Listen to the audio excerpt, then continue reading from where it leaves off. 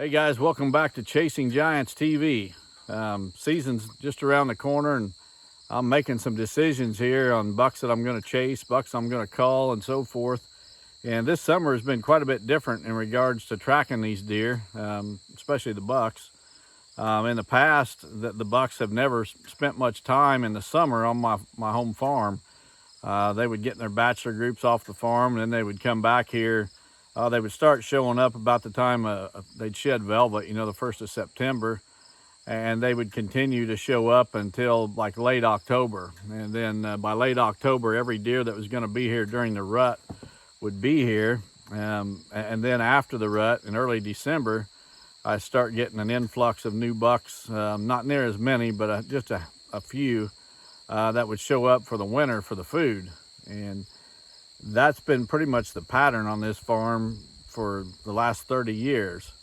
Well, this year I had more buck activity on the farm than ever before, and I attribute that to all the does that were shot here last year.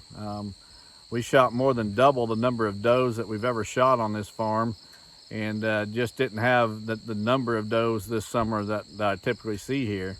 And I think that opened the door for some bucks to spend time on the farm. As far as the management of the farm, haven't done anything different. Still providing quality food sources year-round. In the background behind me, you can see these Gen 2 soybeans. Got 3 plots of Gen 2 soybeans, 3 plots of NutriCrave corn. I got a plot of the Real World grain sorghum blend, as well as clover.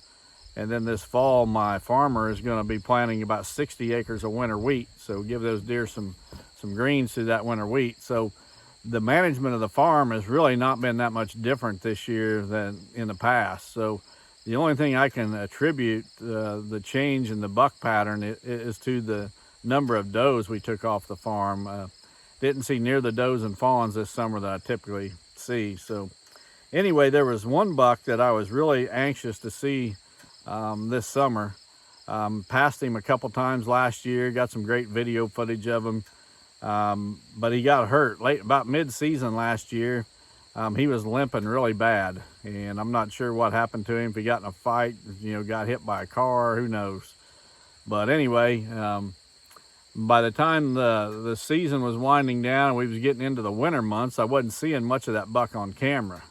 Then I got on the road, and I was on my consulting trips, most of the winter. Did a lot of consulting last winter, more than I did the year before by a good little bit.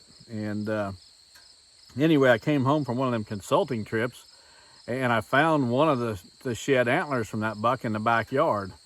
We've got a row of pine trees along one side of our backyard, and under those pine trees was this buck's shed antler. So that told me he was still alive, but he just wasn't with the rest of the deer.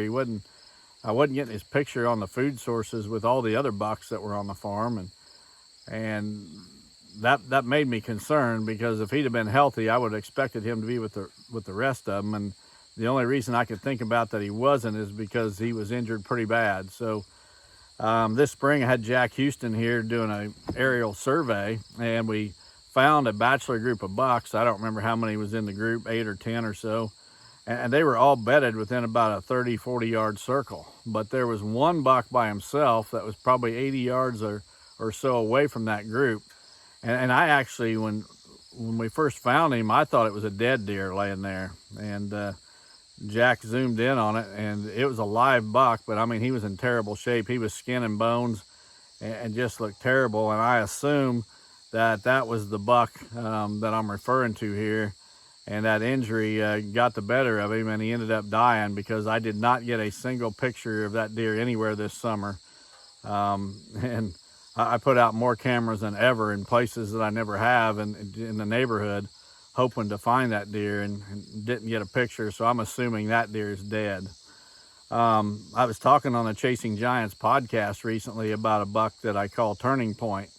That is going to be my target buck, but just in the last few days, I got some recent pictures of him after shedding velvet, and he's not near as big as what he looked in velvet. And so I had one shed antler from that buck from a year ago, and I got that antler out and got my tape measure out and studied the pictures from last year and from this year. and he's just not as big as I thought he was, and I'm not going to target that buck this year. He's going to get a free pass. So that left me scrambling to kind of decide what I want to do. And well, in the last couple of days, I've checked several cameras in the neighborhood, and as well as on my own property here. And there's another buck that he's a 5.5-year-old this year. He added some inches from last year that I'm going to target that deer. He's probably, I'm just going to throw out a guess now, and if I end up killing him, we can see how close I was to his score. But I'll throw out a guess of 172 inches. And I'm going to call this buck Turning Point. Turning Point's a name that I want to use this year because of the Charlie Kirk situation. So this is the buck I'm going to call Turning Point. He's going to be my primary target buck for this year. And the other buck that I had originally named Turning Point, he's going to get a free pass, and we'll see what he does next year. But anyway, season's right around the corner. I hope you guys have a target buck picked out, and I hope he's as big as you hoped he would be. This antler growing season's been kind of strange. I had some bucks that put on some good growth, and I had some that didn't hardly do much at all. It wasn't a bad growing season, I don't think, but it wasn't fantastic either. So that last 2 months of dry spell, I mean, we literally didn't have rain from mid-July until mid-September. And that hurt the crops, but it also, I think, hurt the antler growth. A lot of those bucks just seemed to quit growing there towards the end of July. But anyway, here's my target buck for this year, Turning Point. I'm guessing him at 172 inches. And stay tuned to Chasing Giants TV and the Chasing Giants podcast, and follow along as I chase this buck.